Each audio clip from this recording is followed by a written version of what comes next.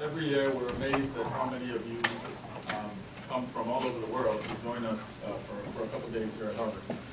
I hope that this session, you get a lot out of this session. When I started learning about some of the theories that Professor Christensen talked about yesterday, it literally changed my life. It changed how I view the world, how I view development, how I view investments, and how I view our continent. And it has given me a renewed hope for what we can do as a collective to improve the lives of people on the continent. And those of you who are investors who care a lot about making money, it turns out you do okay too. Okay, so let's kind of kick off. How many of you here are from Africa? Show of hands. Most of the people in the room. How many of you? Let's keep your hands up. How many of you went to university in Africa? All right, look at that. So I'm with the majority. I did not go to university on the continent. Perhaps for some of the reasons most of you didn't as well. In 2000, I came to the U.S. to find better opportunities, and that's not atypical. That's kind of what we do. Send your kids to America or the UK or Europe to study, because our institutions and opportunities just are not there on the continent. Right? It's kind of become a pattern. But I also sense that because you're here, a lot of you care about development. A lot of you care about the betterment of our continent. Okay? And so hopefully some of the things I talk about today will resonate with you. And I'd love to follow up with some of you. I'm really serious about that. Because this really is going to be my life's work here. Figuring out how to take these theories, invest in market-creating innovations on the continent, and improve people's lives. As I look through history, countries that are wealthy and prosperous, this is what they've done. They figured out how to do this. And so my hope is that we can be empowered today, take some of these, and go back to the continent and do some real good. All right, so here's the roadmap for today's session. I'm going to spend about 25 minutes just introducing market-creating innovations. What are some of the attributes? You're going to hear some new terms, things like non-consumption. But we all know what consumption is, and I'll talk about non-consumption. We'll define that. Then I'm going to show a video from my trip to Nigeria. About a couple $100 billion on what we call development. But if we really think about the kind of progress we're making, it's not really a lot. Africa, for instance, there are more poor people today than there were in 1990. This is after we've spent billions of dollars trying to improve the lives of people. If you go on the World Bank website, on the page for Nigeria, Nigeria currently has more than $6 billion worth of projects, World Bank projects going on in the country. This is not counting the UN. This is not counting Oxfam. This is not counting some of us who have nonprofit organizations doing work in the country. Okay? So a lot of resources are going into trying to fix this problem of development and poverty. I'll just give you an example. If you take a look at this plot here, right? This shows the maternal health of Nigeria. There's some indicators that the community measures, the development community. There are these 4 indicators, and if you look at where we were as a country in 1990, and look at where we are today, or roughly 2013, it's about the same, right? And this is after billions of dollars have been poured into this effort. So obviously something's going on. Now, a lot of you have heard the saying, you keep doing the same thing over and over again, and you don't see a change or progress. What is that called? All right. So we are not that harsh at our research center. All we say is we think you have the categories wrong, which means we think perhaps we haven't defined the problem well.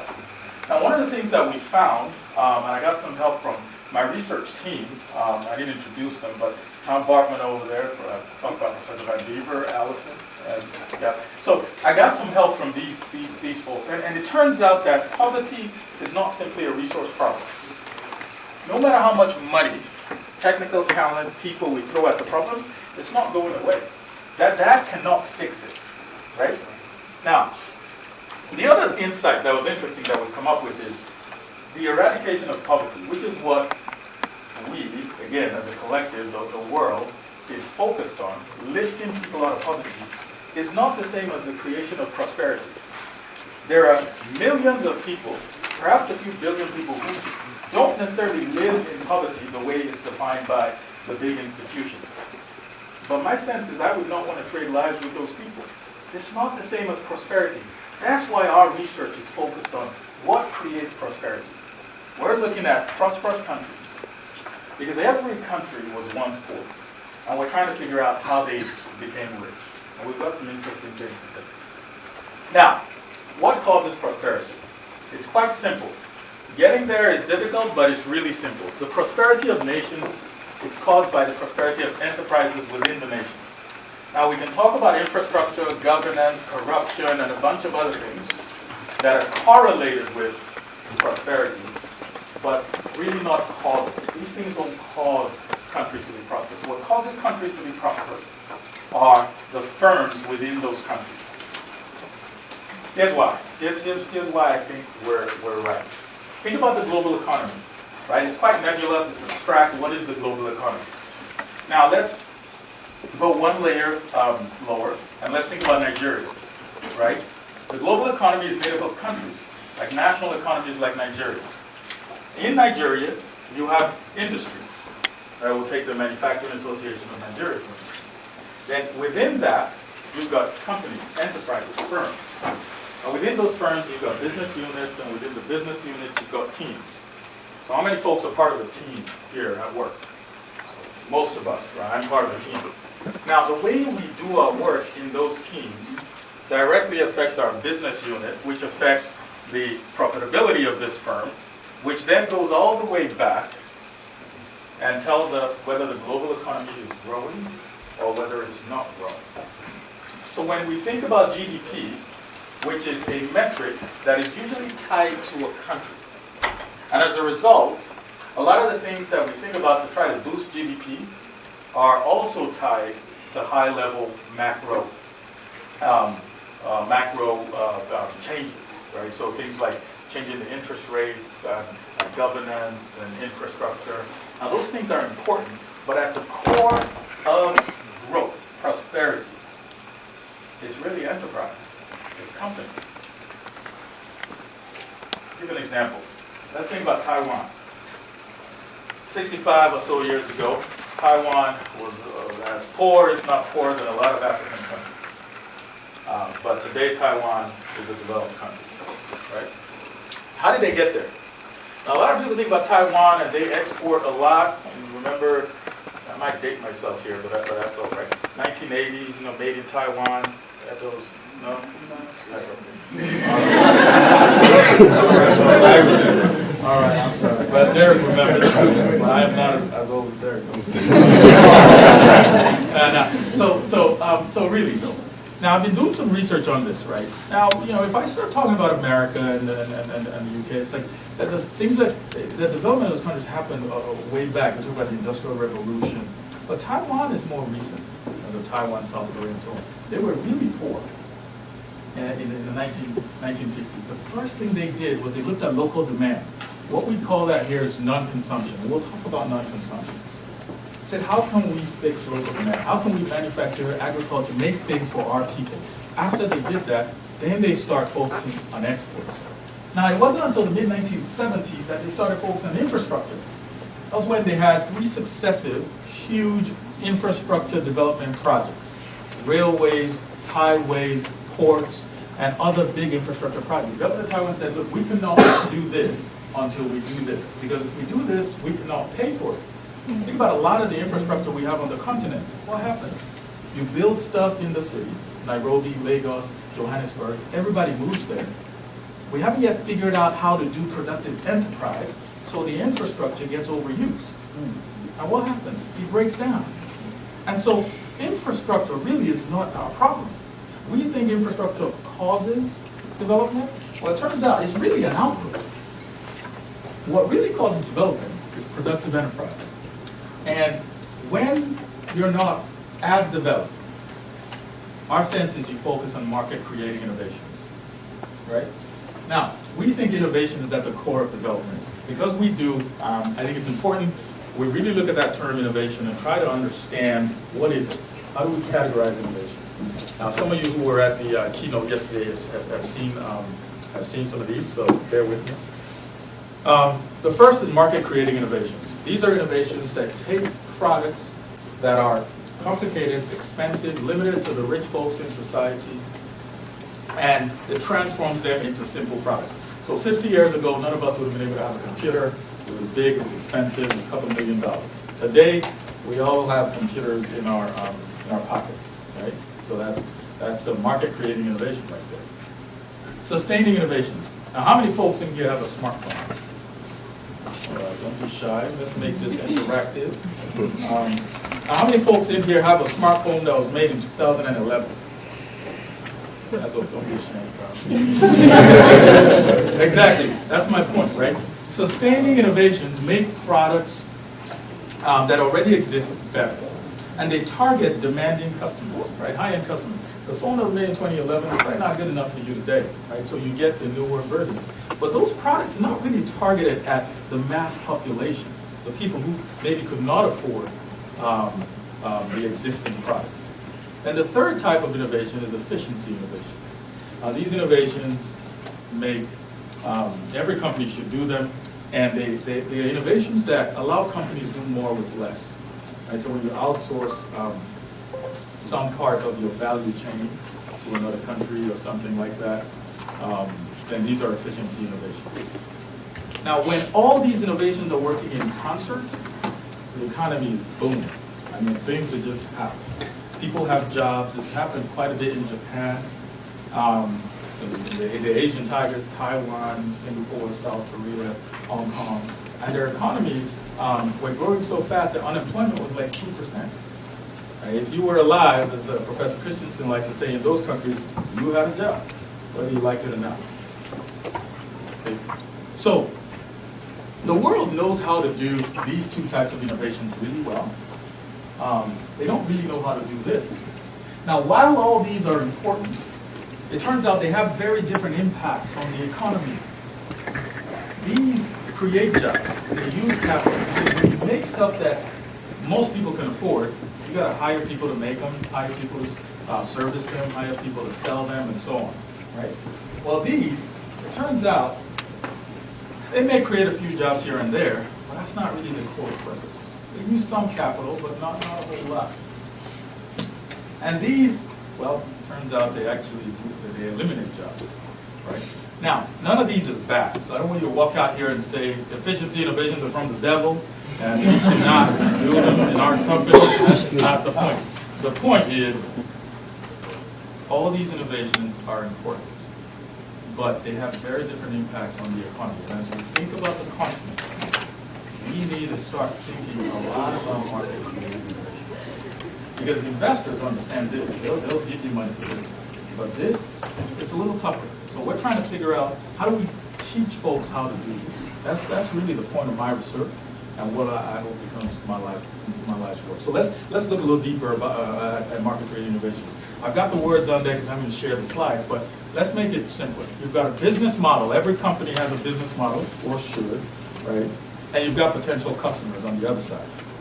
Now, business model is made up of really these four components and how they relate with each other. Resources, really simple. People, cash, buildings, equipment, they're really tangible, right? Assets the company has. The processes are really the ways you use your resources, right? So how do we make decisions? What processes do we follow to hire people, to fire, to budget, to do market research? Those are the ways that you work together in your enterprise. The profit, sorry, you weren't supposed to see that. The profit formula is, what do I have to sell my product for? What kind of margins do I need so that I can continue to be a productive enterprise, right? It's really important. If you had a business model that required 10% margins and you sold your products at 5% margins, you may not be in business very long, right? And this is, why do you exist? Why should I buy your product? This is a customer value proposition.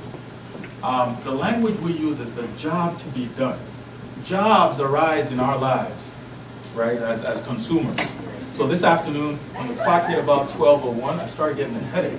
And that was my body telling me, hey, you need to eat some food, right? So I went and I grabbed some food. The job that arose in my life was that I should go eat. I was struggling. There was a moment of struggle where I was going about my day and I'm like, hey, I need to eat. And so the same thing happens with a bunch of other products that are out there. Okay? So this is why you exist. Now I've segmented potential customers into two groups. Simplified it. Consumption and non-consumption. This is where we've got the rich, and we like to say the rich and the skilled, people who can afford things in society. Right? Now these folks are always going to be okay because they can buy things and hire people to do things and so on. Now non-consumption, the group of non-consumption is always a lot bigger than the consumption folks. And so when you have a business model targeted at those folks, non-consumption, right, those are the markings of a market creating innovation. Okay? You guys with me so far? Mm-hmm. Yeah. All right, that's what I'm talking about. Now, businesses that target non-consumption are the engines of economic growth. You don't believe me, so I'll show you a few examples, and we'll start talking about the attributes. So Henry Ford, everybody, well, most people know Henry Ford. Early 1900s, cars were limited to the rich folks in the U.S. He came and said, I'm going to build a car for the average American. Figured out how to democratize cars. Now, a lot of folks who live in America say we've got great infrastructure. Well, it turns out the U.S. government was trying to build roads, a lot of roads, but they tried a few times, and this is before the invention of the automobile, and it was just hard. They just couldn't raise enough revenue. After he built this, again, a market-creating innovation, they were able to get money from gas taxes, and all of a sudden, voila, all of us are now coming to America to go to university. Right? So, innovation before infrastructure, another example of that. In the mid-1990s, China, the microwave market in China was about 1 million. About 1 billion people in China. Galans is a company, a Chinese company, targeted non-consumption, and you can see the growth trajectory. Mobile phones on the continent. We all are familiar with this story. You had to be really wealthy and pay a whole lot for mobile telephony. But when the MTNs and Celtels and the T-Cell came in, figured out the business model that could target non-consumption, well, it turns out now everybody has a cell phone on the continent, right? Or just about. Okay. So these are the engines of growth for an economy. What are the attributes of these market-creating innovations? First of all, they have to target non-consumption. There are about 7 attributes here. Let's go a little deep into 6 of them. Let's talk about 6 of these. So on this slide, we'll talk about 3. You have to create a new value network. You have to have an interdependent architecture and enabling technology. So let's hit them one by one. So a new value network. What is a value network? Right, so we've heard terms like supply chain, value chain, things like that, quite similar. It's a context in which a firm establishes its cost structure. Right? So I've put a really simplistic example here so that we can explain. Imagine you were a manager of a grocery store and you need to get some mangoes. Well, the mango comes to you from the farmer, and you got to pay the farmer for a little something. It gets distributed, maybe puts in a warehouse. You got to pay them a little something. They deliver it to your store. Then you got to do some sales and marketing. You got to pay a little bit for that as well, and you then sell it to your customer. Now, it's going to be very hard for you to sell this mango for less than, in this case, $4, because this is kind of your cost structure. Okay. Now, because market-creating innovations target non-consumption, and there are already existing value networks that target consumption, you almost necessarily need to create a new value network. Now, how you do that, right, is really up to the circumstance, the technologies and innovations that are available at the time, but you can't use an existing value network that's serving existing customers for a market-creating innovation to target non-consumption. Interdependence. I hope I don't mess up on this. Was one of the hardest ones for me to grasp when I was in class, so forgive me mess up on this one a little bit. So let's think about it this way. You've got a system with two components. It's really simple now. Professor Christensen talked about this a little bit yesterday, right? So let's think about it like a puzzle, right? You've got this puzzle pieces, and there is a predictable interface between the puzzle pieces. You know how they fit together. Now, when you have this, right, then you as a company, you can create what's called a modular architecture. In other words, you can do this part, and you can have a supplier do this part. It's really an engineering principle. But think about it, even in this case, right?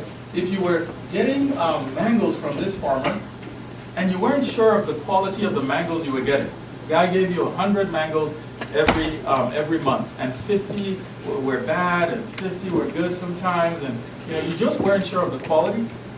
Well, what we recommend is for you to integrate across that component, right? It's for you to develop what we call an interdependent architecture. So it'd be a case like this where you've got two puzzle pieces that don't quite fit together, and you can't quite predict what you're going to get. It's not reliable. Well, what you then do is, you know what, I'm just going to do it all myself. Because when I'm, right, in this case, when I'm the farmer, then I know at least the quality that I'm going to get. Okay? So that's interdependence. There are architectures out there that are modular, but for market-creating innovations, typically interdependent architecture. Enabling technology, these are typically innovations that just drive radical change in capabilities.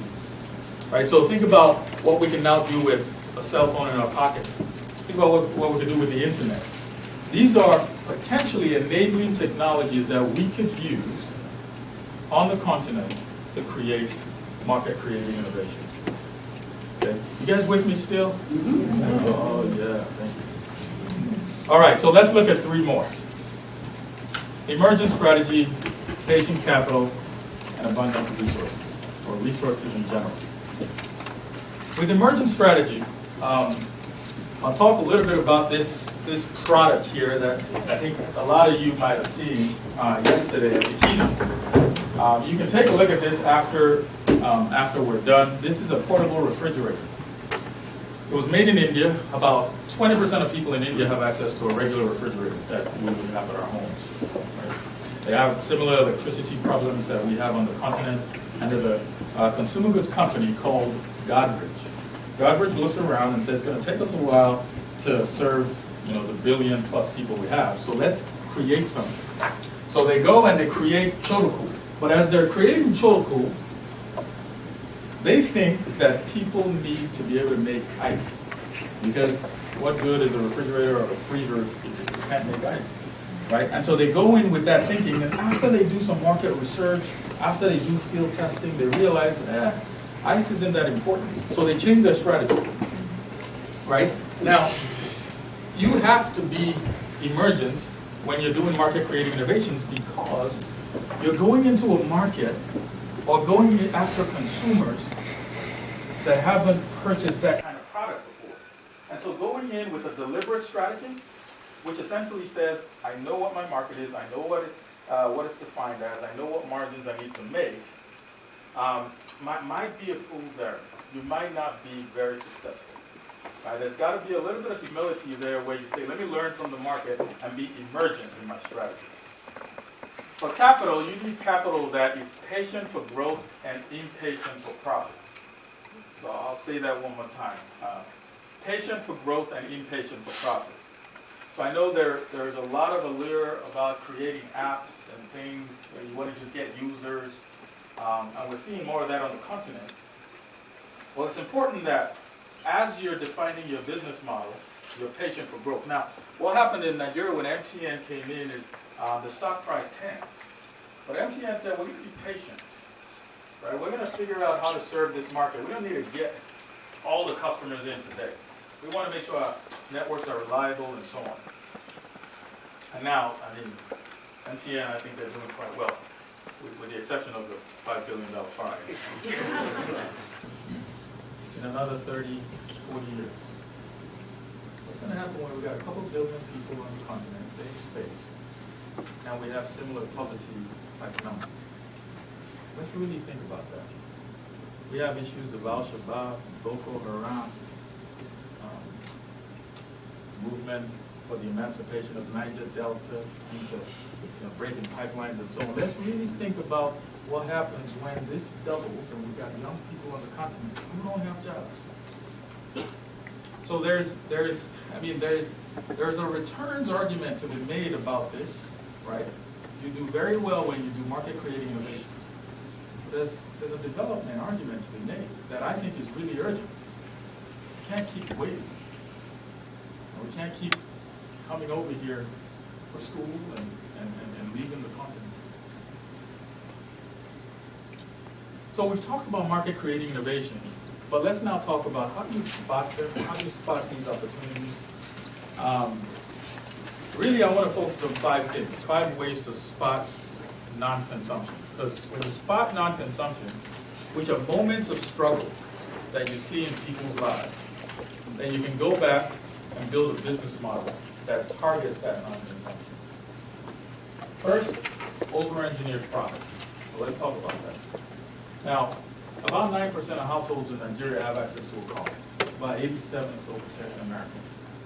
And somebody might hear that and say, well, then Nigeria must have a much better transportation infrastructure. I think we all know the answer to that. The thing that I think about is, do we need, in Nigeria and other countries on the continent, do we need our cars to be as durable, efficient, as cars, say, in the U.S., and as expensive? I mean, do we? Maybe we do, maybe we don't. I don't think we do. I mean, look at how cars are used. Do we take road trips, right? Like folks do from Boston to what's the other side of America? California, right? My wife and I drove here from Wisconsin. How many folks from Wisconsin here? Just you. Oh, yeah. I got a friend. No. And my mother-in-law's here too, I forgot. Sorry. But my wife and I drove, the thing is, you need a car that can do that in America. Do we need this in Nigeria? Can we innovate around the way we move around? Make a car that costs $1,000 maybe. It's not as good, but it's something. Do the same for refrigerators as they've done in India. Air conditioners, 2% of households in Nigeria. And it gets really hot, right? Those are moments of struggle. Can we fix that? Keying into people's emotions, the next one. Emotions and energy, right? Think about this for a second. This is M-Pesa. In Kenya, before M-Pesa, you want to send money to your dad in the village, you got to give it to a bus driver. He would drive there and hopefully get in touch with that. I'd be very anxious if I had to do that. M-Pesa comes around, an innovation, and now I believe it's about at least $1.5 billion of transactions every year. Every month, about 18 billion a year. The thing about these innovations is when they strike, when they happen, the growth is astronomical because everybody is struggling, but there are no products that are made to help ease that struggle. How many folks have used Uber since they got here? Don't be shy. Let's see those hands. There you go. Do I even need to talk about this stuff? All right. So think about the thing about a lot of this is observation, right? You have to be empathetic and you have to be an active observer. Now you would look at this and say it's a bunch of people waiting to get a cab. An entrepreneur looked at it. He said, what do we have? We've got some enabling technologies. Let's put all these things together. Let's figure out a market creating innovation. Uber comes around, right? In the US. It's a little too expensive in Nigeria to get market creating innovation, but that's another story. Excess capacity. This may be funny or pathetic, but I'll explain why I have electricity lines up. When you have excess capacity, abundant resources, so I talked about the youth in Nigeria as an abundant resource. In the 1930s, electrification was going up in America, and refrigeration as well, right? So when homemade refrigeration, not homemade, refrigerators are going to people's homes was being starting to get sold. Well, it turns out that the utility companies invested quite a bit in electricity. They had so much excess capacity that they started selling refrigerators at cost and sometimes below cost. Anybody tell me why they would do that? Why utility companies would sell refrigerators? Thank you. Exactly. Right? They had so much excess capacity that they started doing it. Right? So where do we have excess capacity? There's so much land, abundant buildings on the continent. Can we leverage these things? Let's get a quick question. I have no question. I was curious about the question. Oh, okay. Let's keep, sorry. And the last one is, look out for where people are going to break the law, right? Now, a lot of us remember before the age of streaming and iTunes, right? How many folks illegally downloaded music? Yeah, you mean recording? I know we're gonna edit that out. But I mean, I think when an entrepreneur can look at what people are doing, the struggle is so much that they're like, look, it's worth it. I'm gonna just break the law. And we're not talking about doing really bad things that kill people and stuff, but we're talking about piracy and other things on the continent that are illegal, but life's just so hard that we do it. That presents an opportunity.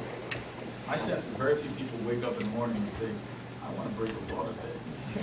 That feels good. Break the law. That's. And so looking out for these things can really give us a sense for where market creating innovation opportunities are. But it's not easy, but they're everywhere. Okay? So if you look at Encopa, this is a generator, but they come up with a solar kit. If you look at Freeline, this is a banking hall in Nigeria. Good luck. They come up with a service called street banking. Protocol, I've talked about that a little bit. India, no electricity. Got this, and the Tata Nano was inspired by this. This is real. This isn't like Photoshop, right? And so the innovations, the opportunities are everywhere. It's left for us as innovators to go out and find them. Now, I'd be naive if I said there weren't obstacles. First is we're really good at solving for consumption. We're very good at that. The second is convincing capital to go after these innovations where, we're not quite sure what the market size or how we're going to do it. It's really tough. So I don't want to be naive about that. Waiting for infrastructure. This is probably one of the biggest insights I've had in my time in doing research. When America built the railroads, they were way too expensive for people to go on them. So what they transported? Coal, oil, innovations. They were not transporting people or infrastructure. No. So we can wait for infrastructure all we want, but we're going to wait for a very long time. Corruption. That's a big one. That's a very big one. But there are ways we're now thinking about integrating to solve for corruption. It really requires a paradigm shift. I do this for a living. I do this research every day, and sometimes I gotta pinch myself and say, man, this is possible. Because it seems hard, but it is. As I read more about countries that are prosperous, it's what I see. It requires us to think very differently about development. And it typically starts out at low margin. So that's tough, right? We all want high margin stuff. But I guarantee you, the kinds of things that await you at the end of market creating innovations are like Henry Ford type stuff. And that changes countries, changes nations, that changes the world. So let's talk a little bit about my videos here. We'll spend about 5 minutes watching this. I was able to spot some of these in the video. Look for what, now the video it shows some really tough spots in Nigeria. the point is not to perpetuate the stereotype. I was looking for those things. I was looking for non-consumption. So I necessarily had to go out to these tough spots. So the buzz group questions are really, it's really going to be that right there. And so let me, I'll put it back up, but let me just quickly show the video. And I'll talk through some of these things as we go.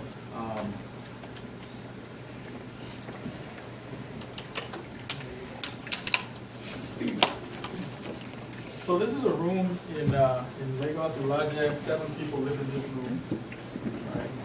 And so this is the environment. I'm now thinking, how do these people really do anything? You know, take a shower. Are there opportunities for innovations in how we build toilets, maybe, things like that?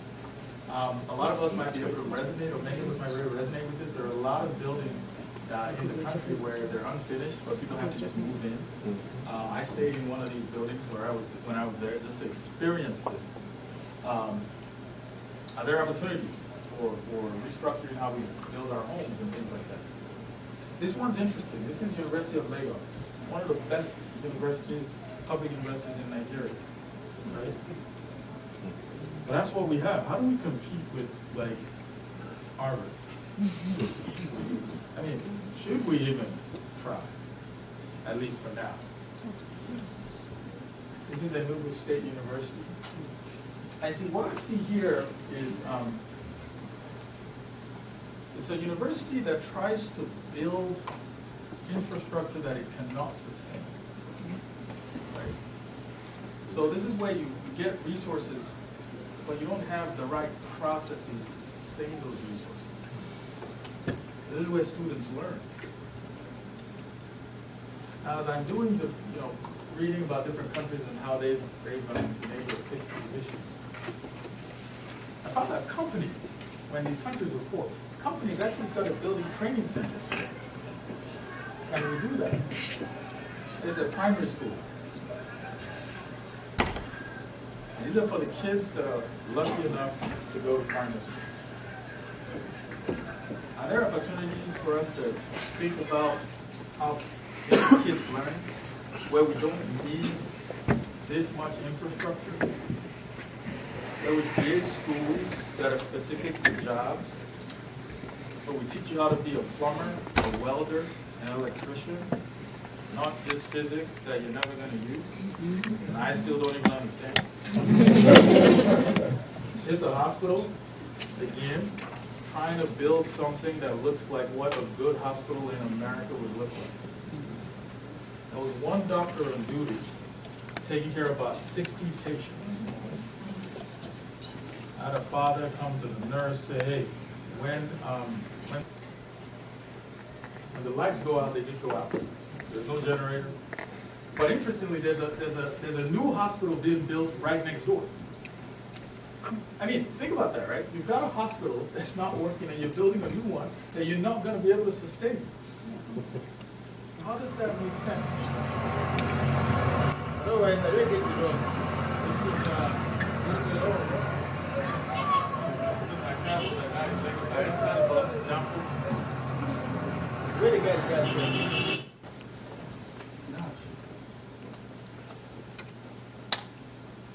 All right. Of course, this is roads. Our car stopped, so I had to push the car out of the ditch.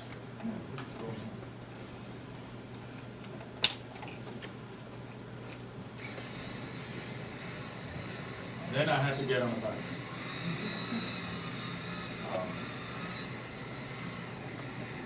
Buy the bike, don't home, not buy home, not take care money to buy this one. He's talking to me like I buy this one. I buy this one, buy 8,000.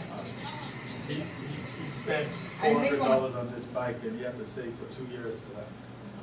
Right? Let's think about that first. $400. Some of our plane tickets cost more than that. This is banking hall. I mean, do we really need to do this, or can we develop technology to help do this? Can we develop innovations that can get banking to as many people as possible? I'm sorry about the video. But let's tackle these questions. Let's spend a few minutes, about 5 minutes. I'm about 10 minutes over. I apologize. Well, let's spend about 10 minutes. Let's break up into groups of about four or five, and talk about what are some opportunities that you're aware of, right? That maybe I haven't talked about. What are some opportunities you might have seen? What are some moments of struggle? Okay, so I'll put a timer on here, and we'll be back in about 5.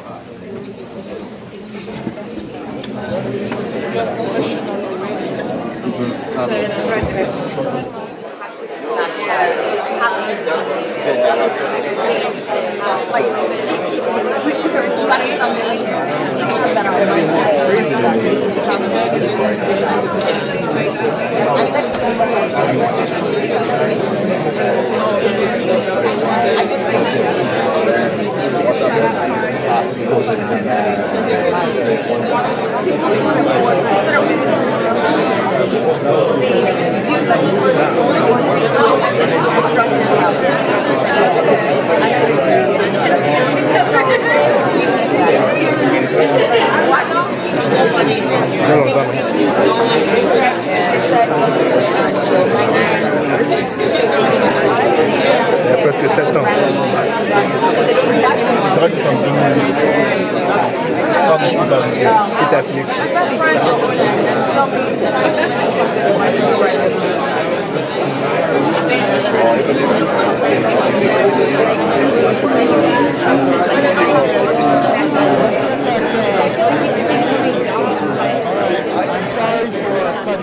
Conversation. Let's keep having these conversations as we go. After you leave here, after we talk about the case, let's keep having it. But I'd love to get a sense for what some of you were talking about. So does anyone want to share what some of the opportunities of struggle that they've sensed, or some thoughts, or companies that they are aware of that are doing these kinds of innovations? Okay, does anyone, okay. What, is that your name, Sinat? No, I think Oh. Sorry, it's okay. You're an honest guy. So my name is Rowan. I'm sorry? Rowan. Rowan, okay. And I spoke to my team, we looked at the video, and we were talking about the stuff that they can't take care of. They're building bigger ones that they're sooner or later not going to be able to take care of. Yeah. So why not make something that appeals to us? Go lean. Mobile hospitals, mobile healthcare. You have trailer-sized hospitals that are moving around and caring for people, and they can reach more.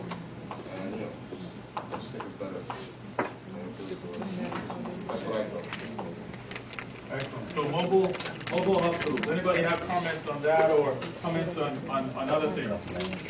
But the idea we talked about was in terms of giving farmers access to a platform where they can easily sell their goods instead of going through the whole problem of trying to get to Lagos, eventually solving from all these logistics and losing money. But she mentioned that the cross-brand.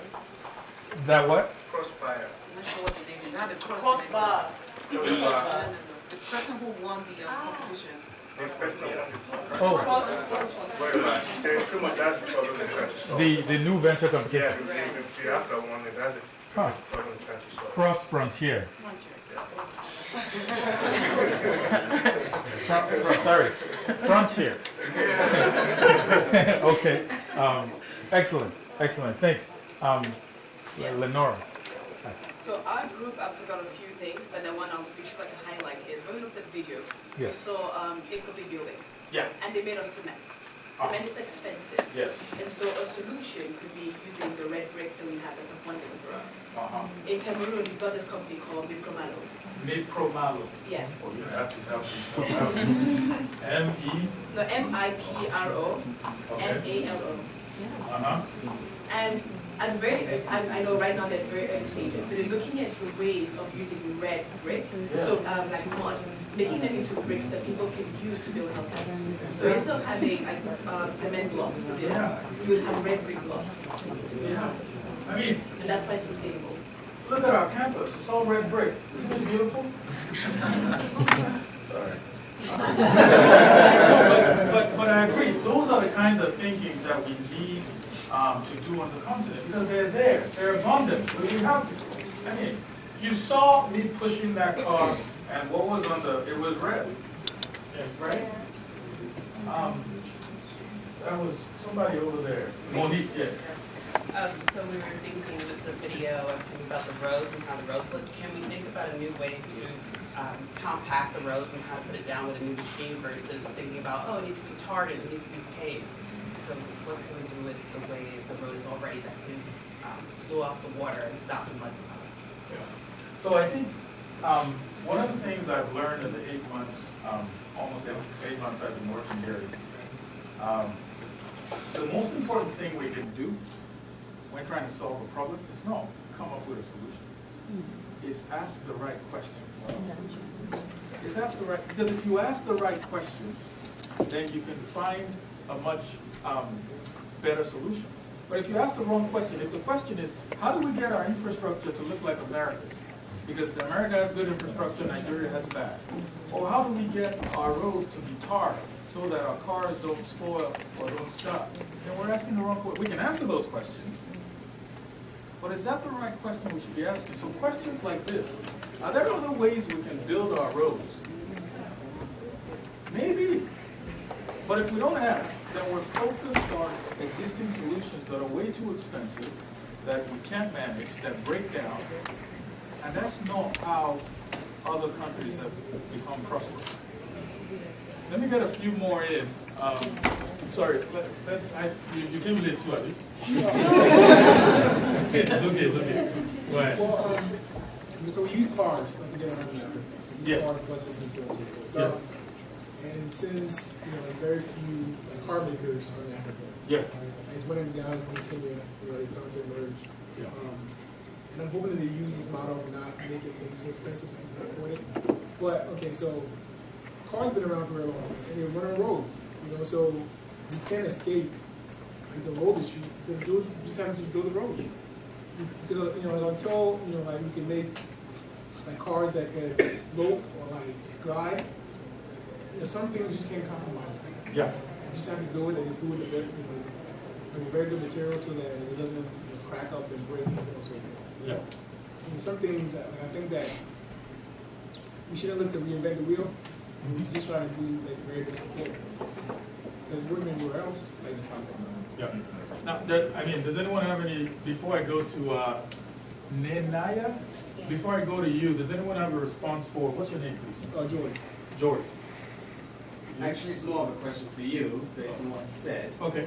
Because what you said earlier was, it seemed like more interested in the order of things, where we prioritize, as opposed to wait for infrastructure, because you mentioned that explicitly, we develop innovations that sort of work around that a little bit, and not necessarily wait for the big infrastructure investments in order to enable that. So I was hoping we could leave the comments to that in conversation with what we said. Yeah, absolutely. I think the case that we're going to talk about next is going to highlight exactly this point. See, before I started this research, for me it was all about infrastructure. If we don't develop our infrastructure, we're not going to advance. It's simple. The rich countries have infrastructure, we don't. We develop infrastructure, we advance.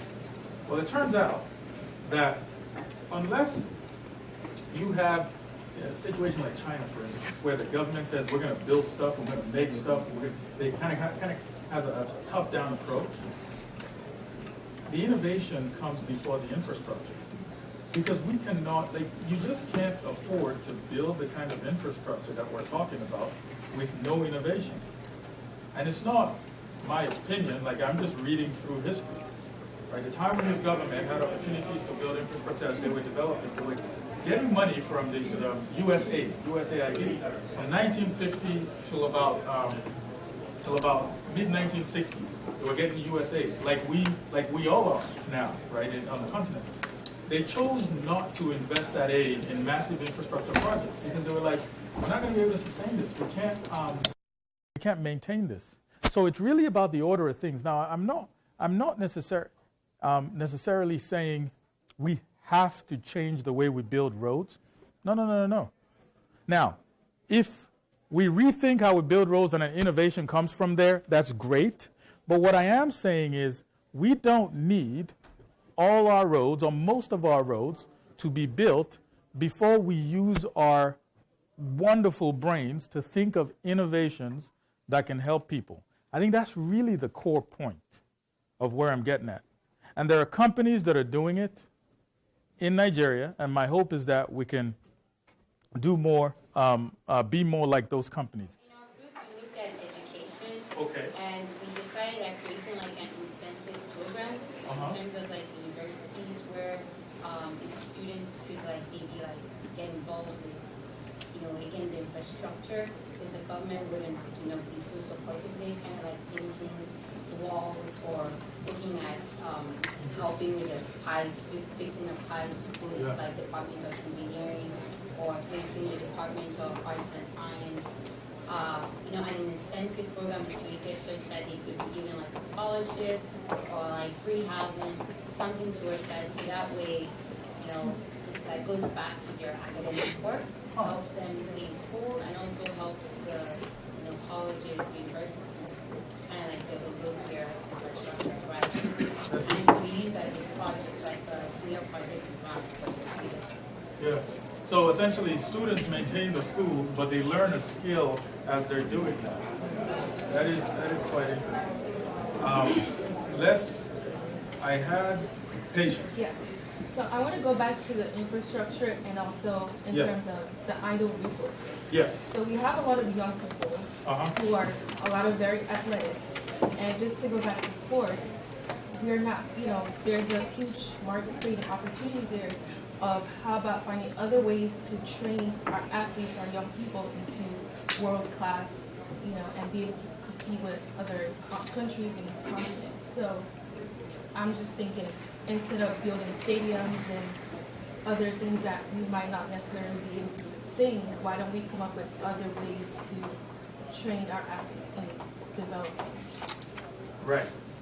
So we've got youth in abundance. Right? How can we leverage that to create a bustling sports industry? Like, you look at the median age in Japan, I think it's like 40-something. Kind of old. There's potential. Latecomer. So what I saw from the video was mostly waste, a lot of waste around. And you know, just like the question you posed was like, how do people even live here? How do they work? You know, places like that. And so I had a company in Nigeria. It's called FXQ Synergy. FXQ Synergy. Yes. And basically, what they're trying to do is trying to, first of all, like clean the environment, but they're more sort of like going to recycling. Like we know the plastic bags, like from the pure water bag in Nigeria to everything else when you go shopping is littered all around. And so the idea sort of came up from, I don't know if people who have their childhood in Nigeria, some people who used to go around and like collect bottles from like houses. And so the idea was, is it possible to like get all these young people who don't have jobs to like actually go around on the streets and collect all of these waste, clean up the streets, get them to a site, an industry where the waste can be cleaned and recycled. And it turns out that there's actually a machine that's already in place, like produced in China, that can turn all of this waste when it's cleaned into pellets. And these pellets can be used to produce like the tanks, like the GP tanks, and water tanks, and all of that. So they're trying to do that, but like it's on a small scale. I'm just thinking it's something that can be taken into a bigger scale, because like places like Lagos have like huge heaps of waste, and you can potentially like get people to run a free cleaning service for the state. So I think, well, first of all, I'm very encouraged with what I'm hearing. And I hope that this kind of thinking doesn't stop after today. Because what we're doing is anti the way the world looks at this problem. And so I just encourage you to hold on to some of these thoughts, because a lot of the things that you're going to be faced with are going to challenge them. Right? You're going to go back home, right? Maybe some of you came from the continent, and you're going to see the roads. You're going to land at the airport, and there's no air conditioner. And you're going to be like, that guy at Harvard was smoking something. Right? This is not a market creating what? That's American talk. But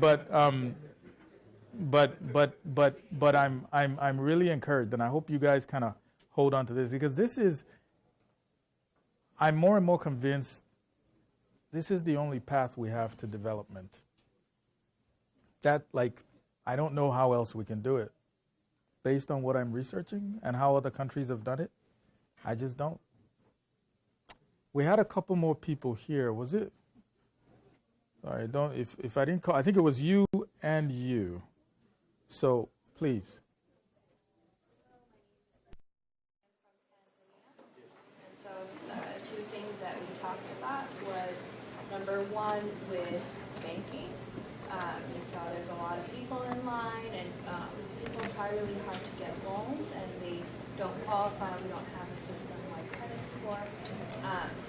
And so how about we do peer-to-peer lending, where you can lend to one another, and you can develop your own credit score system. So it's like, okay, if you lend to, and it's a platform so that the company takes all the risk. And then when you lend to somebody, and those who have the capability can put more out there to lend, and that way they can lend to one another. Kind of like the M-Pesa system of sending money to the village and back, because they already do ask people, hey, can you send me 40,000 or 60,000? I'll pay you back in a month. Well, why don't you do a lending system, peer-to-peer lending system? And then our second thing that we discussed was education. So there are 153 illiterate African adults in Africa, according to UNESCO. So that's half the size of the U.S. And so 153 million. 153. I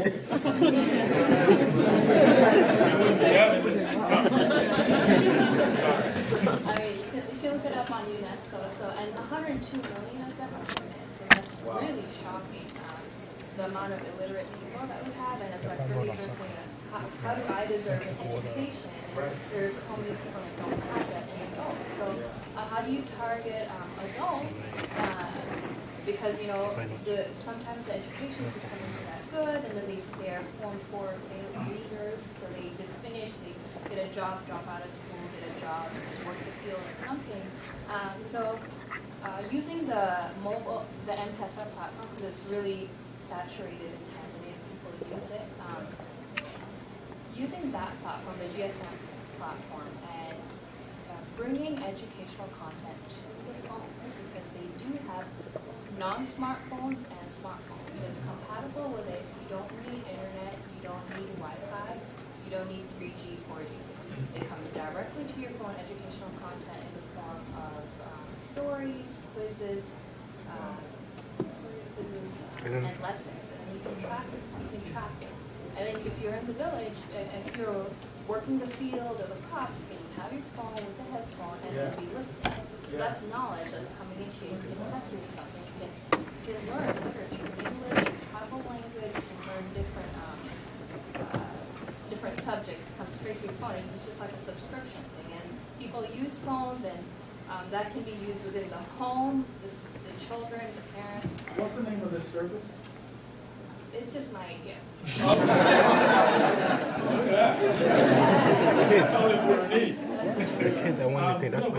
really though, right? Think about if you're a farmer, one of those 153 million people.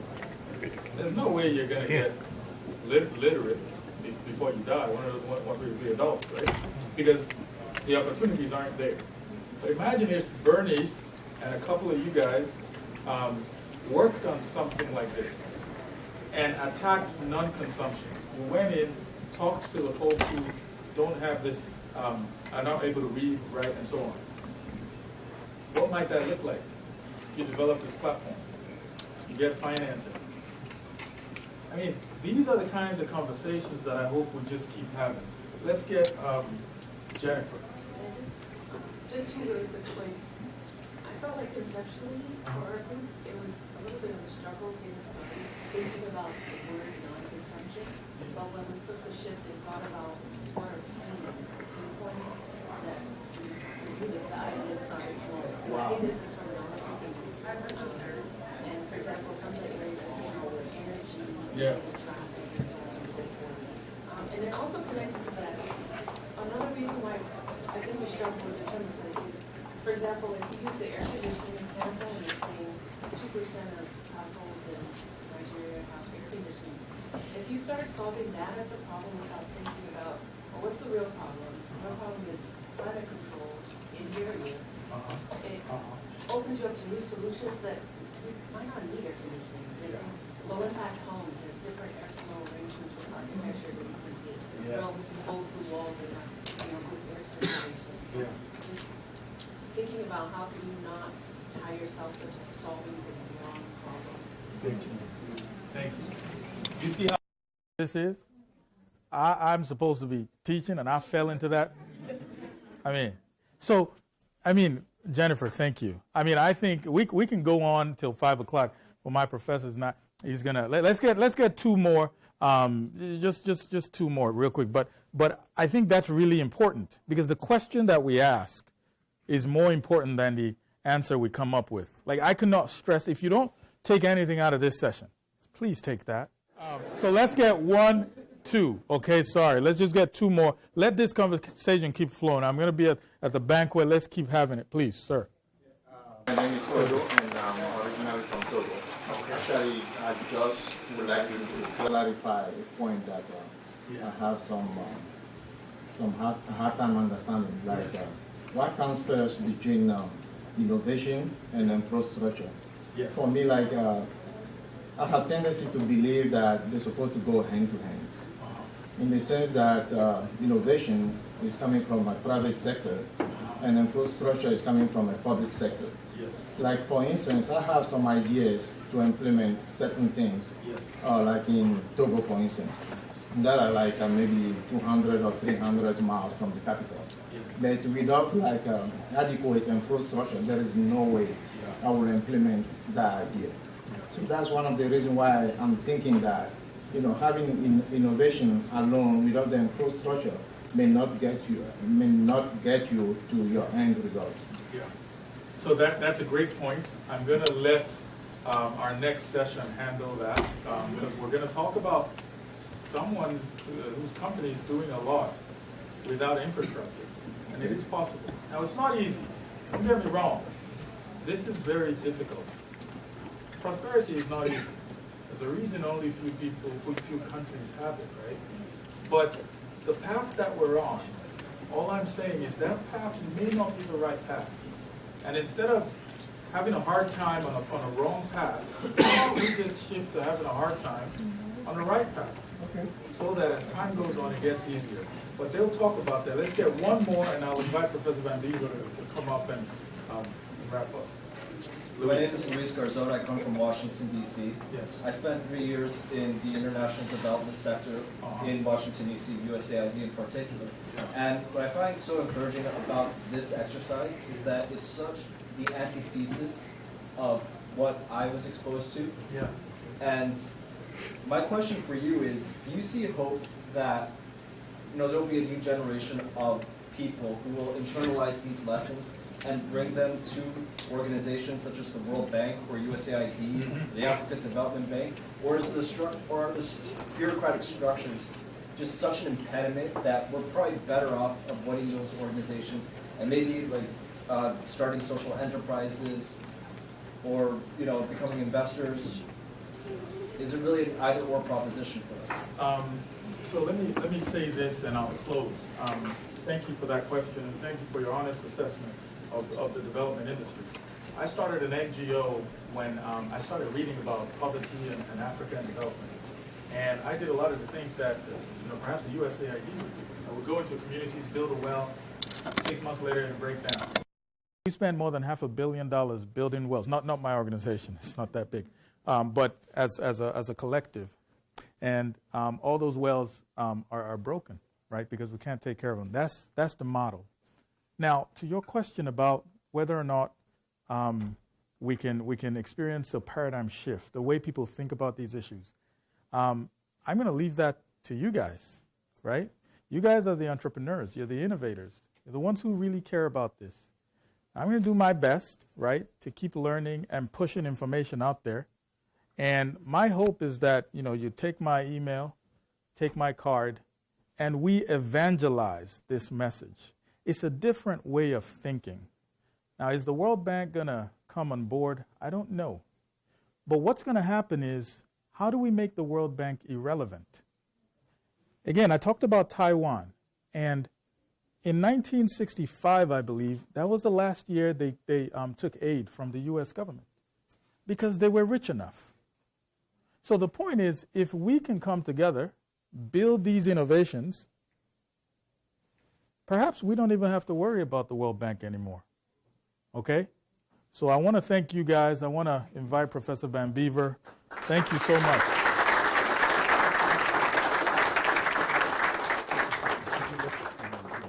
Yeah. Thank you. This is your mother-in-law, yes, Efosa. Welcome.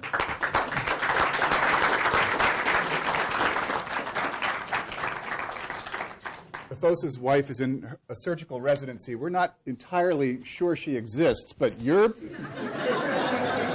the most compelling evidence that we've ever seen, so welcome.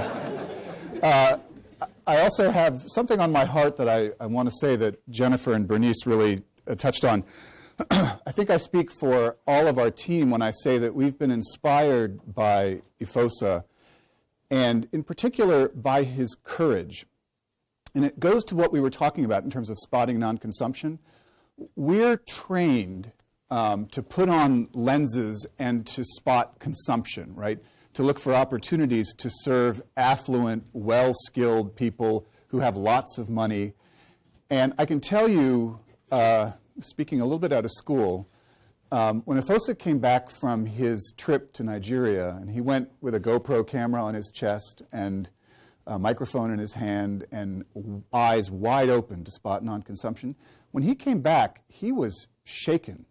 When you're looking struggle straight in the face and saying, how can I help you make progress in the struggle that you're experiencing, that is an act that takes a tremendous amount of courage and entrepreneurial empathy. It takes real vision. And I think to your question about are we going to go out from here and be able to take the lessons that Efosa has just shared with us and apply them, I think what it requires is that you muster up your courage to put on lenses that spot where people are struggling to make progress, and figure out, is there a way that we could fulfill that need?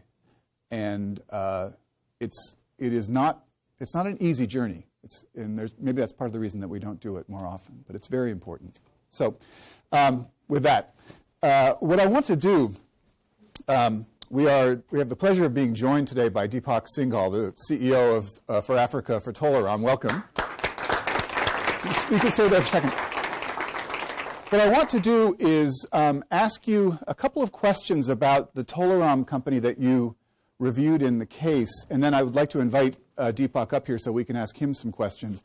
I know that we sent it out to you just relatively recently. If it felt warm when it came out to you, even in your phone, it's because it was. It was just recently approved by the company. But I wanted to ask two questions about Tolaram. First, against the set of standards that Efosa has been teaching and that I've put up here on the board, how good a fit is Tolaram with this model of a market-creating innovator? What jumped out at you as being particularly distinctive in terms of the fit between Tolaram and this model, or not? Were there things that didn't make sense? And then second, Deepak in the case is organizing his team to take one of three paths, and I'd like to see if there are opinions in the room about which path the company should follow, and then Deepak will invite you up to break us out of our suspense. First of all, as you look at the Tolaram as profiled in the case, what jumps out at you in terms of this model of market-creating innovation? Are they a market-creating innovator, and if so, what, in your view, qualifies them as that? Please, Ed.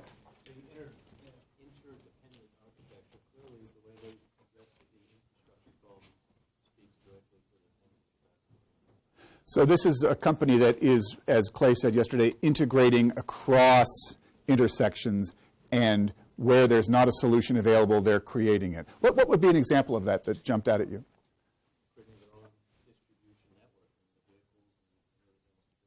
Okay. Please, Benita.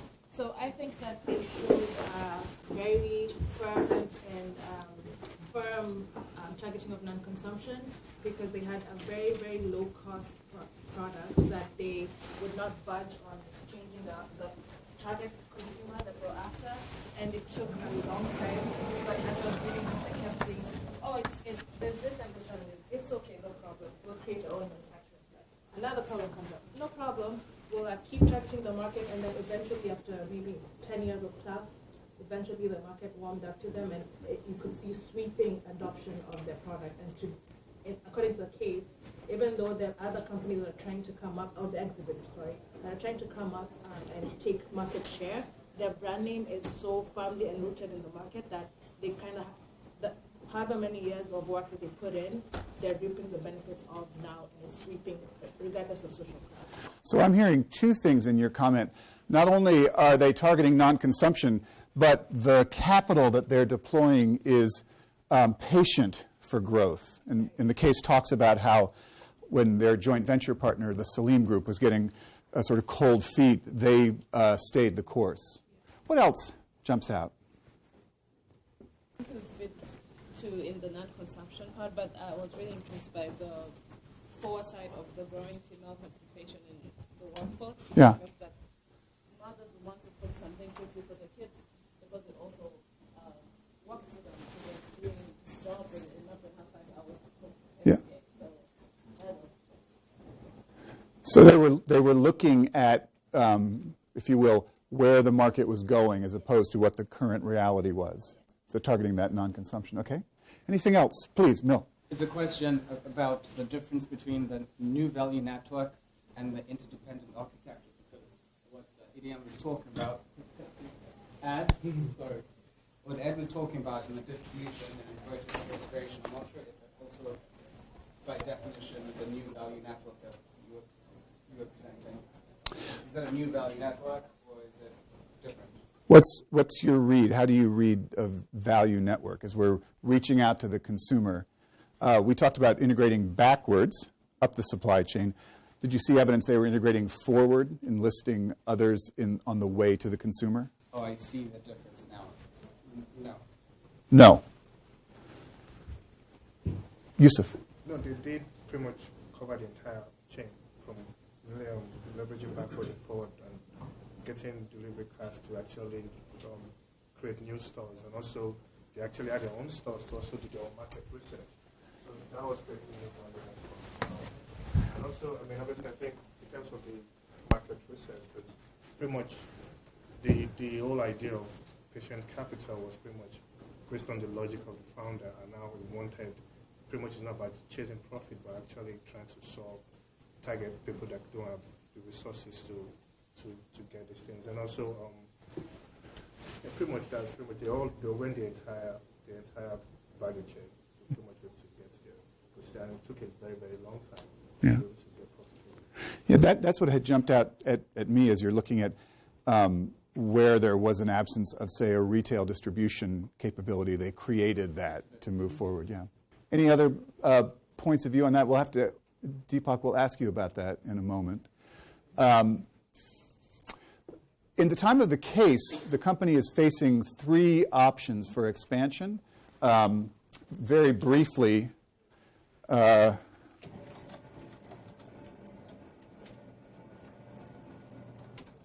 first is to stay the course and kind of what the case calls double down on Nigeria. So take the capability that we've built and expand to other products. I think the second is essentially the most ambitious of the strategies, which is let's expand right away into 3 of our best vetted targets, Kenya, Ivory Coast, and South Africa. And then there was a constituency on the management team that said, you know what, we want to expand, but option 2 feels too ambitious to us. Let's just take 1 additional country under our advisement and go into South Africa. Now, let me see here. I don't know how many of you had a chance to really think about this deeply. Show of hands. First of all, how many would say option 1, double down on Nigeria, is the right answer? Hold them high. Let me see. 1, 2, 3, 4, 5, 6, 7. Okay? Option 2, let's go for it. We've got a big goal ahead of us. Corporate wants us to double our revenue in the next 4 years. Let's take all 3 countries on at once. No one. Option 3, South Africa only. Luis, 1, 2, 3, 4, 5, 6, 7, 8, 9, 10, 11, 12, 13. Okay, 14. Okay. Deepak, could I ask you to come down here for a moment?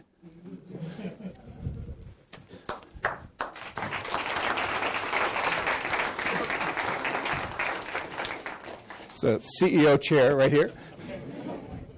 Okay, apparently none of us think that you should pursue the most expansive option. But those of you who said, let's double down on Nigeria, would you make your case to the CEO? Please.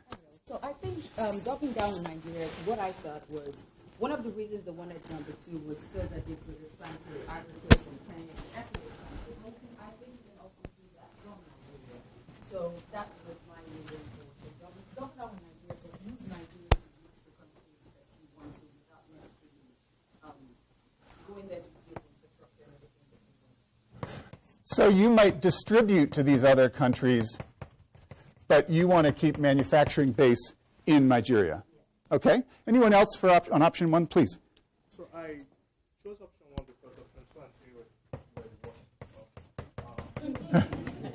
Not because I think 2016 now, 2020 they're not going to double revenue. I don't think that's possible. Okay. Because unless people start between the times 2 of what you're doing now, or you increase it by 5, or also most likely less risky since you already have very, very extensive experience and infrastructure in Nigeria to pick up 1 or 2 products. So that has a good chance of success. But trying to expand into very, very new market and increasing 4 years and to get the same revenue as you get in Nigeria, I don't see how that's possible. Too much risk in trying to expand. We should go have a talk with the Tolaram family about how much we can take on here in Africa. Okay? Anyone else on option 1? Please.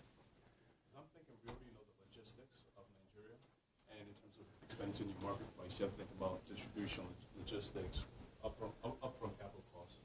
So I definitely feel logistics is the main reason why we should double down in Nigeria. So we should really exploit this investment that we've made in logistics here and see if we can't hit the goal that way. Okay, and then option 3.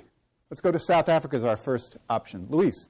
So I was kind of torn between 2 and 3 for a while, but what actually led me to choose number 3 is because if you look at the demographics of South Africa and growth potential, it's much stronger, and I think that the risk of going into all 3 countries when Kenya and Ivory Coast are not as strong as South Africa would probably make that risk a little more strong than beaten. And what is the demographic attribute of South Africa that is most appealing? It's a very young population and it's growing very fast. Now, if you were to do that and Ivory Coast and Kenya, you'd be taking a lot more risk than necessary because if Ivory Coast, I don't know how much growth there is. Now, if you were to replace Ivory Coast with Egypt, I would still be more, I'd probably go for number 2 because it'd have that early adopter advantage. Okay. Anyone else on option 3? Please. Well, I think with South Africa, you get the best of both worlds. First of all, after opening Tolaram, hopefully Tolaram will learn how to open properly in markets whereby you have very forms or something. That's just for South Africa by itself. And then for the rest of the SABC region, there's still a large informal market there. So you leverage on your traditional strengths. So this play is not necessarily about the short term. It's keeping with your strategy and approach focused on the long term.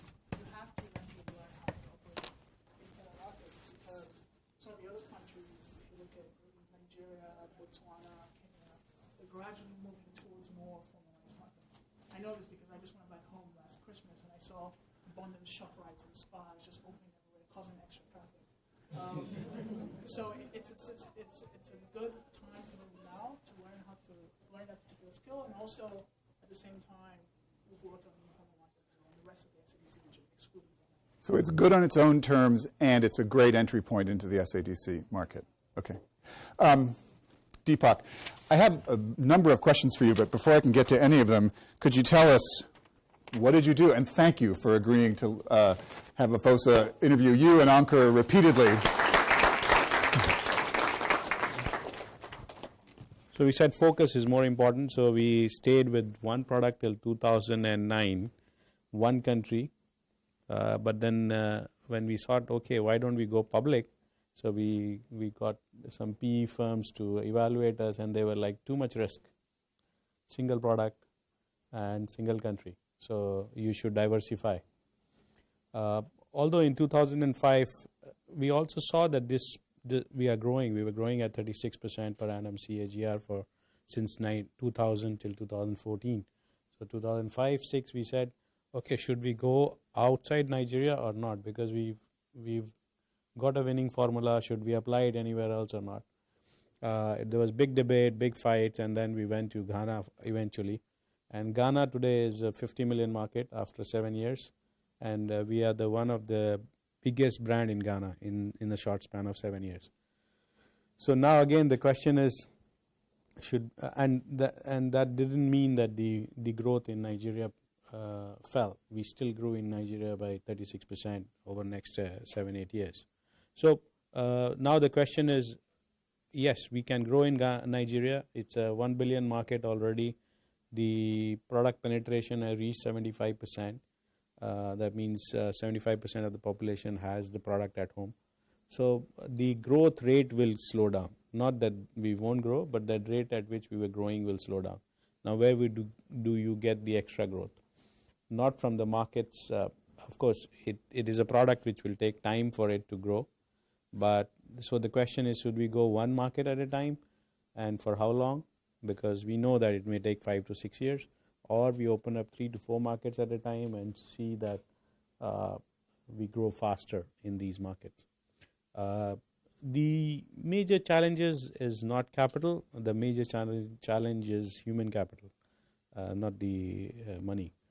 So that's where we always think about that, whether we will have enough human capital to send to the one country or to 3 or 4 countries. South Africa is an easier model. Organized trade is much easier than the unorganized trade, because you don't have to set it up. You just deal with 6 or 7 players. You give in to their terms. You don't have a choice, and your product is out there. But creating the demand for your product is the key, which takes a long period of time instead of putting just there. So considering that, we have thought that we'll make a 3-year plan in which we'll roll out in 5 to 6 countries, but we'll roll out one by one. We've chosen South Africa, and currently we're studying it, and a resource is already there. We're designing the product for the market, first of all. So that's what the work is already on, and once the product design is ready, we'll roll out in another market and another market. So over a 3-year period is what we will do it, not immediately at one go. That's what we're thinking. That's what we say, that we are in the business of putting smiles on the faces of people. Each meal that is served, we serve 4 billion packs a year. That means 4 billion meals a year. So we are proud that it brings smile to the face of the people who eat it.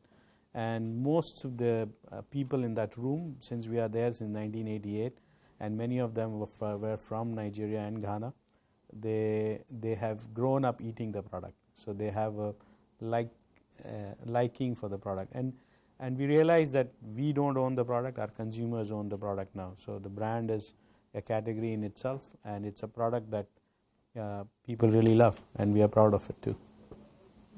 And I'm struck, Afosa observed yesterday, that you seem to follow this model that we're describing, but you're unencumbered by the language or the frameworks. It's like you've just been doing it. here we are just talking about it in business school. What do you think of this notion of market-creating innovation, and how did Tolaram come to this assembling this strategy for building presence in the market? We didn't have sessions like this for sure. But you see, it's a belief you'll have to have. One good point is that we're not a public company; we're a private company, so we can have more patient capital for a longer period of time. If it was a listed company, I'm sure we would have pulled out of the product for long before it was successful. We believed in the product, and we thought that there's a need for the product in the market, and it will take time, but it will get there. But Indomie is not the only product that we have done it with. We always look at pioneering products. So 4 years ago, we launched a product called Hypo. It's a bleach product, and the bleach market penetration was only 2.5%. So we entered the category. A big player was there, one of the multinational, who only sold in the big bottles, but which was not accessible to the masses. So we converted into small sachet and made it very affordable at a 10 naira pouch. And then the penetration grew in last 3 years to 35%. And we have a market share of 90% as of today. So we did that in bleach category. Now we're doing it in vegetable oil category, where currently they sell it in the open pouches in the market, dispense it from the big jars, and the product is mostly adulterated. So we are now selling in pouches the factory packed, hygienically produced vegetable oil, which cannot be adulterated because it's pre-packed. So, and at very affordable prices, similar to what they would get the open pouch product. So that will make a lot of difference in their life, in the life of the people there.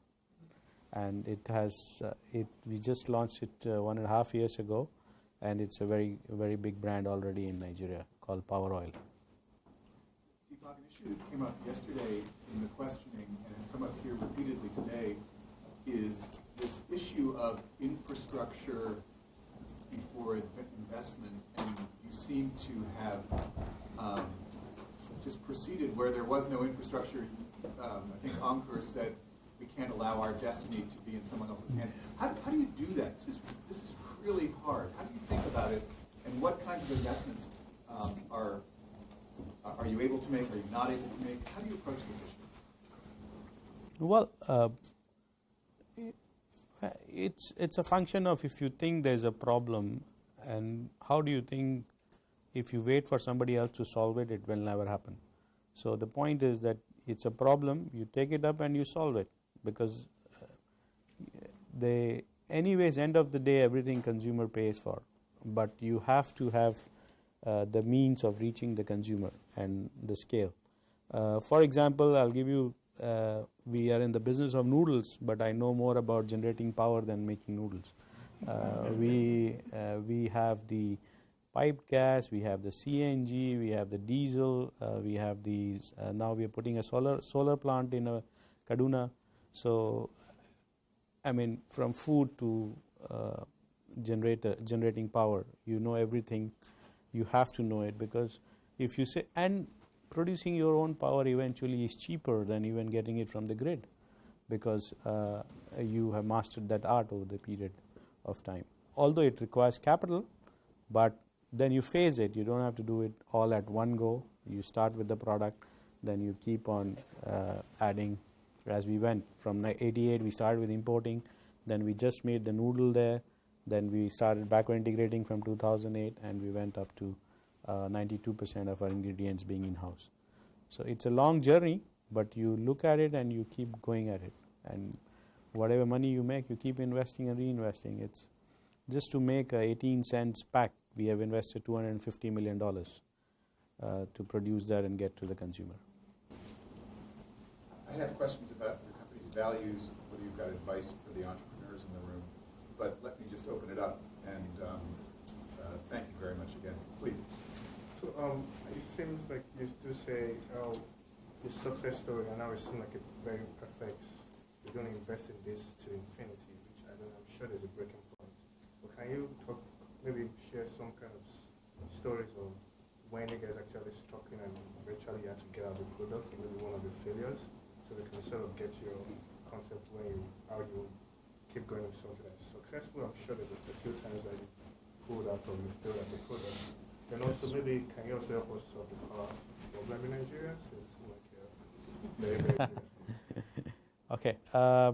Yes, failures. We had a couple of them. For example, we launched box noodles in Nigeria, where you could add hot water and just eat the product. People didn't like it, and we discontinued with it in 1.5 years of launching it. The consumers didn't like it. It's the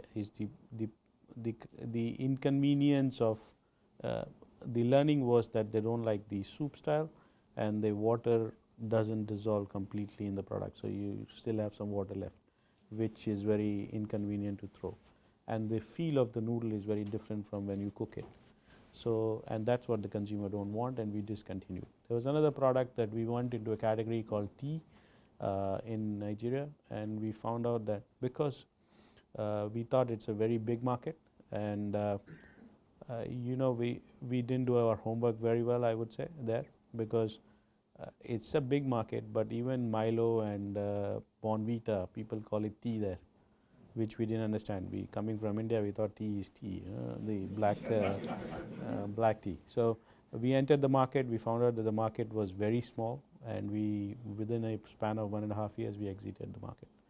So the key is that we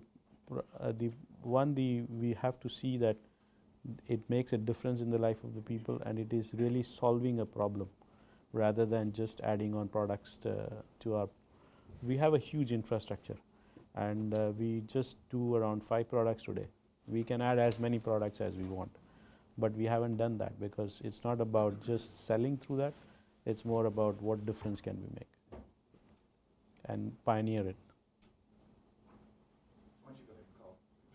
Sorry. Go ahead. Okay. Call whoever you want to. Oh, okay. Okay. My question is sort of related to this, and it's to your unwavering belief in the product. How do you come to sort of believe that this product will succeed no matter what? Is it something that came out of market testing? Is it something that came out of your own personal use of the product? Why were you so insistent on your belief that the Indomie product would succeed? So it's not me. The owner of the company grew up eating it in Indonesia, and he thought that this product should work there. But the major thrust came from the fact that the kids loved the product. Whoever ate it wanted it repeatedly. You see, our learning was that you can't change the habits of older people, but you can really form the habit in the younger people. And for generations to accept your product takes time. But we saw that the reaction in the kids with the product was very good. That's what really made us confident that it will continue the product. We sample 8 million students every year with our Indomie instant noodles. For last 10 years we've been doing it. And we have been doing the sampling program forever. We used to do 1 million to 2 million to 3 million, and we built it up to 8 million now. So our aim is that every first noodle that the child eats has to be Indomie. So kindergarten and first and third grader, we feed them. I have a question, and it's to your point about habits versus awareness. So for example, I know like the Coca-Cola company, they make Coke, and that was probably, that's sold very widely. But then they noticed that there was like a health consciousness, and then Coca-Cola acquired a small company that started to make like healthy, like sport drinks or like yogurt or something else like healthier, instead of just having the option of just soda, which Americans were starting to see that wasn't very healthy. So that's my point. Like for noodles, I was in Nigeria in December, and I saw how people were running across the bridge. Like there's this fit farm craze. People are trying to work out and also trying to eat healthy.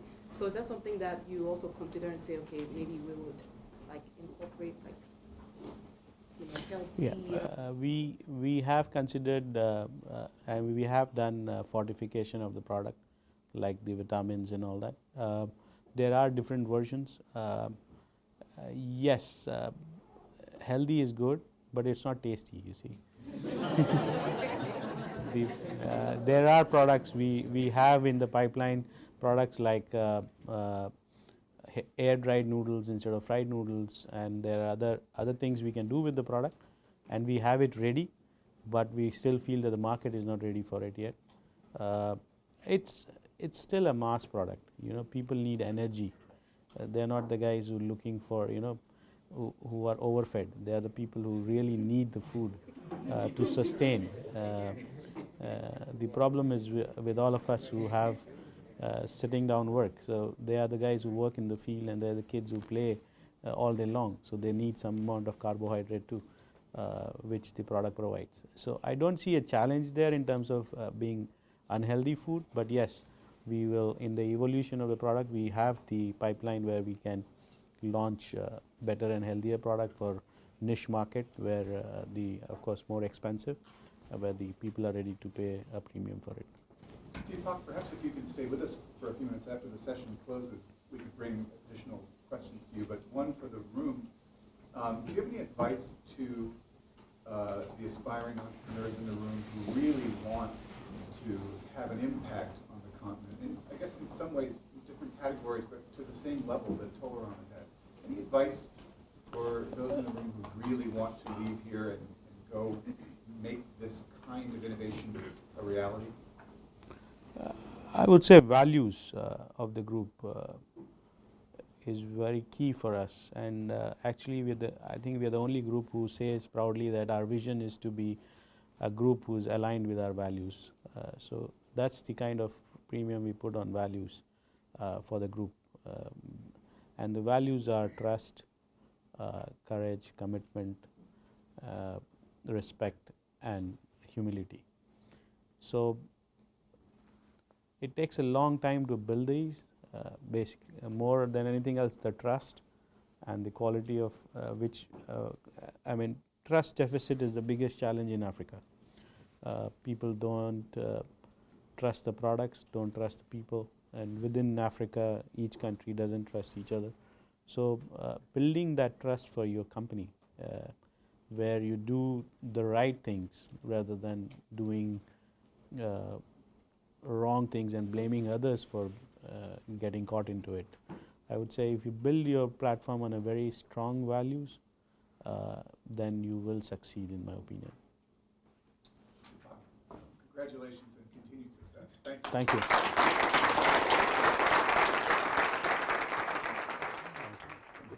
Hello, Deepak. Please, Hi. Please introduce yourself. Chima, I'm Deepak Singhal. I'm the CEO of Tolaram Group in Africa. Tolaram Group is a group which is headquartered in Singapore, and we have been in Africa since 1974, and we have huge operations in Nigeria and Ghana currently, and smaller operations in other parts of Africa. In Nigeria, we have employed 8,500 people, and we are a huge FMCG business in Nigeria, where we sell noodles, instant noodles, and other products like vegetable oil, bleach, pasta, flour, and we are a fully backward integrated company where we have a huge distribution system too, where we have our own logistics trucks and our own trailers, and we also have our own infrastructure for retailing in Lagos. We are now in Ghana also with more than 500 people. So we employ 8,500 people in Nigeria. That's amazing. 500 in Ghana, and we're looking at going Pan-African. That's amazing. So you're here at the conference, and you had the opportunity to share. We got to learn about your company through a case study, and really saw some of the challenges that your organization faces, and you were here to share some of your experience. So what's your which experience, or what do you think about the conference as a whole? It's a very good conference. My first time here, and I've been. I found the students very good. The just we had the case study, and they invited me, and it was a good experience in terms of challenging questions that they ask, and their understanding of the subject in such a short time.